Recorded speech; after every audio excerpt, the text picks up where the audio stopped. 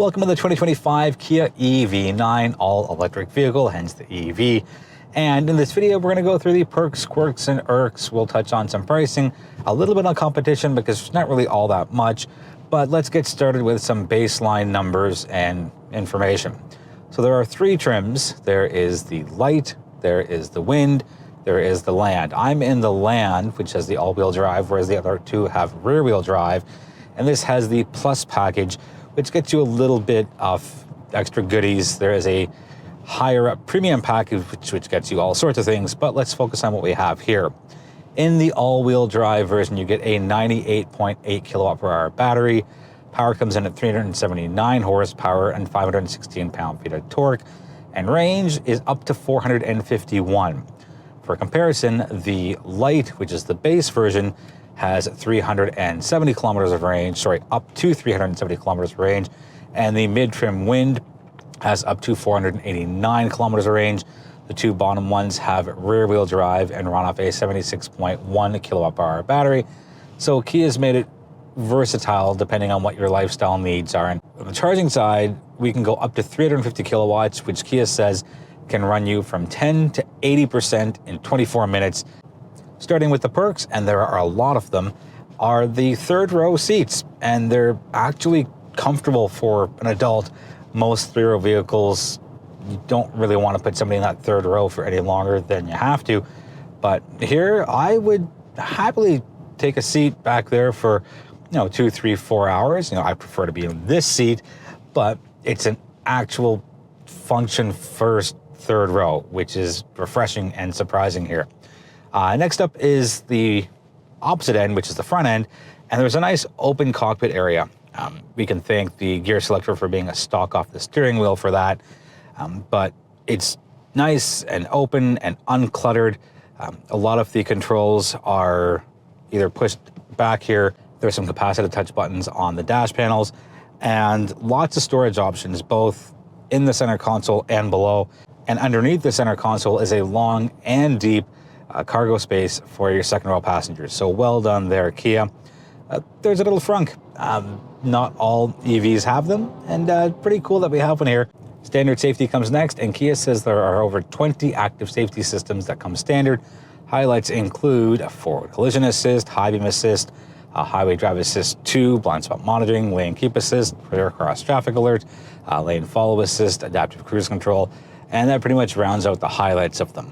Cargo space, pretty good here in the EV9, 573 liters with that third row up. Put the third row down, that goes up to 1,233. Put the second and third row down, and you're at 2,314 liters of cargo space. Towing is a big benefit here, and with the all-wheel drive, you can go up to 5,000 pounds of towing, and, well, that matches the Telluride. Now, you'll use a lot of your battery power if you are towing the up to 5,000 pounds, but know that the EV9 is capable of doing that if you opt for one of the lower trims that come with rear-wheel drive and a little less power and a smaller battery. Your towing capacity is up to 2,000 pounds.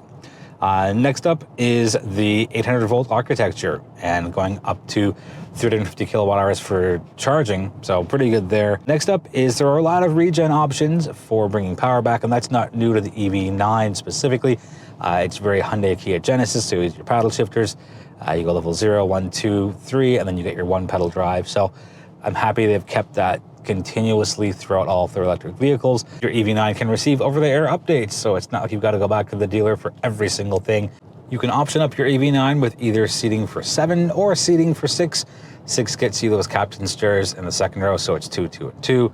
The way I have it here is 2, 3, and 2. So if for whatever reason your lifestyle, family dynamic, friend dynamic requires you to have 6 seats instead of 7, the EV9 does offer that, and it's part of a package. Next up is the flat top steering wheel, and I applaud Kia so much for this, because with this new, I don't know if it's a trend, might be here to stay, the long one-panel multi-screen display. It's basically a long rectangle full of screens, and with the old school, I guess, is it too early to call it old school? Maybe. But with the traditional, let's say, rounded steering wheel, you'd lose what's on the top left and top right of your instrument cluster. But now that it's a flat top wheel, you get a much clearer view. You can see so much more through it. And it's a small little thing, but it's a thing that makes a big difference in the livability side. Speaking of that steering wheel, the drive modes and optional terrain modes are right at the bottom. So smart, so good. No taking my eyes off the road to try and fiddle with something in the center console, or worse yet, having me poke around at the screen, trying to get an accurate poke to change drive modes if I'm on the move. Quick touch on driving impressions, and it's an EV, so you know there's that instant torque.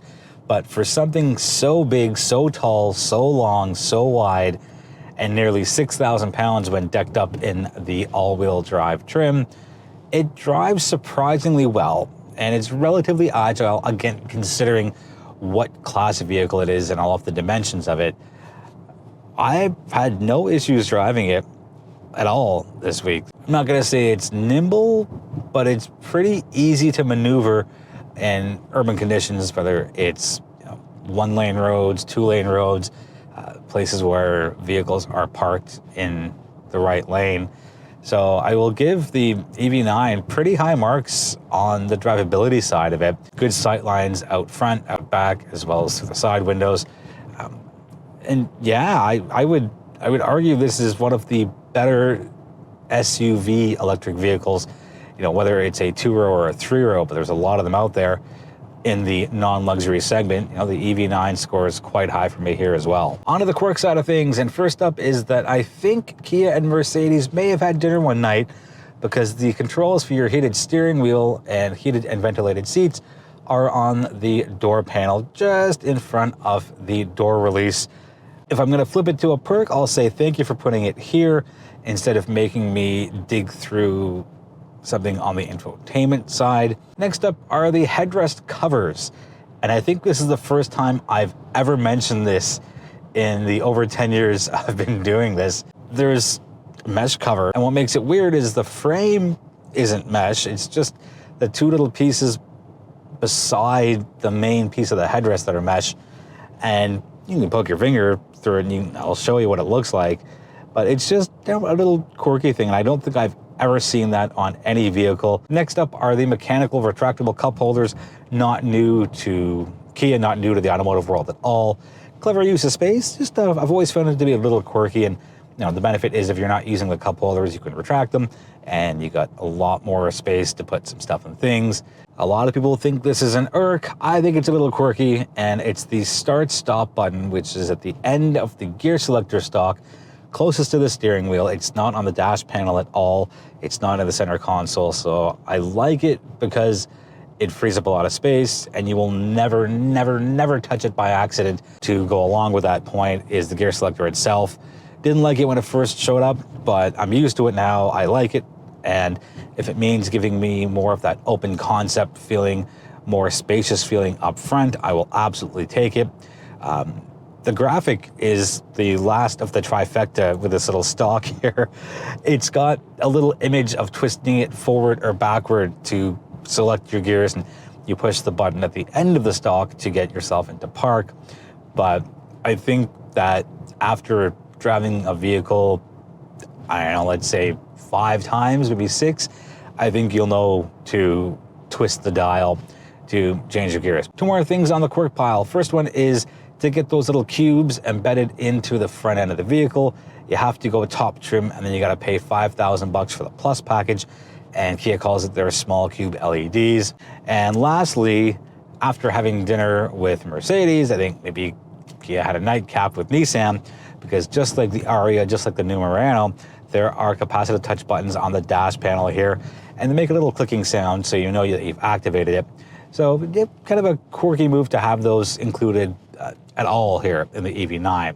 Now that leads us to the Irks side of things, and I'm going to stick with that capacitive touch series of buttons on the dash panel, because sure, it's quirky and interesting, but the issue for me turns into if I'm resting my palm on that dash panel and using the infotainment screen, then a number of times my palm has actually accidentally hit that or some of those buttons, and it completely changes what I'm trying to do. The rear wiper being tucked up at the top is a big irk for me. You get so much more coverage if it was anchored at the bottom. You got the full 180 degrees. Here, you don't get that, and it's a design thing, and sure, it looks cool to not have it, and there are some aerodynamic advantages as well because it's hidden away, but just go back to the regular traditional one because sight is so important, especially when you're driving something of this size. The last irk is the biggest one for me, and it's the climate control system. It is bad, it is awful, the design is forgettable, it's inconvenient, and there has to be a better way. It's a small screen that separates the instrument cluster from the infotainment system, and from where I'm sitting, I can see 3/4 of it. I can't see what's on the bottom left. Now, here's why it bothers me so much, is that Kia's given me a workaround. They have hard touch buttons for the passenger's temperature, my temperature, where the air is being directed, and the intensity of the fan. Those are hard touch buttons right on the dash panel. But what gets me is there's space here where you could have put all of the controls that you need as physical buttons, or just make this little tiny bit of the screen, make it larger and stretch out that display panel by a couple of inches. Another reason it bothers me is they've provided a second workaround, which is you have to touch the top right corner of the HVAC screen, and it's a little plus sign, and once you do that, the rest of the infotainment system turns into a full climate control display side. So it's there, they're capable of doing it, but I don't know why they decided to make it such a small screen to create extra steps, taking my eyes off the road. Let's jump into pricing, and here are your figures as Canadian MSRPs. $59,995 for the light trim, up $3,000 to $62,995 gets you into the wind, and a $5,000 difference between base and top, being light and land. It's at $64,995. So I'm happy that there's a small gap separating top from bottom. Now, again, the two packages, the plus package for $5,000 or the premium package for $10,000 is where things really start to jump up as far as price goes. And I'm recording this in early March. The video should be out in, I don't know, say 5 to 7 days. As of, I believe it was late January, maybe early February, there is no longer a $5,000 Canadian federal rebate. Things aren't looking good in Quebec either, and Quebec had a substantial amount as far as EV rebates go. So I don't know how impactful it's going to be. You know, $5,000 off on a $60-ish thousand vehicle once you figure in your freight, PDI fees, and all that kind of stuff. If this was an EV that was maybe $35,000, $40,000, that is a lot more of an impact. On the competition side, the IONIQ 9 is coming soon, and Hyundai says it's going to have at least 500 kilometers of range across all trims. It's got a slightly bigger battery. Here we're at 98.8. I think it's going to be, 110, maybe a touch under 110. We'll see when it comes out, but it'll be somewhat similar to what we have here. On the competition side, it's really just luxury vehicles. There's Volvo's new EX90, there's some Mercedes EQS. That's going to wrap it up for the 2025 Kia EV9.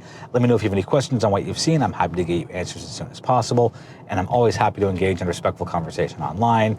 I invite you to join our social media platforms and communities. We are on all of the major ones. Without you, there is no modern motoring. So, A, thank you for subscribing if you already have. If you haven't, please consider it, and maybe consider telling somebody else. With that, again, I thank you, I appreciate you, and I look forward to seeing you in the next video.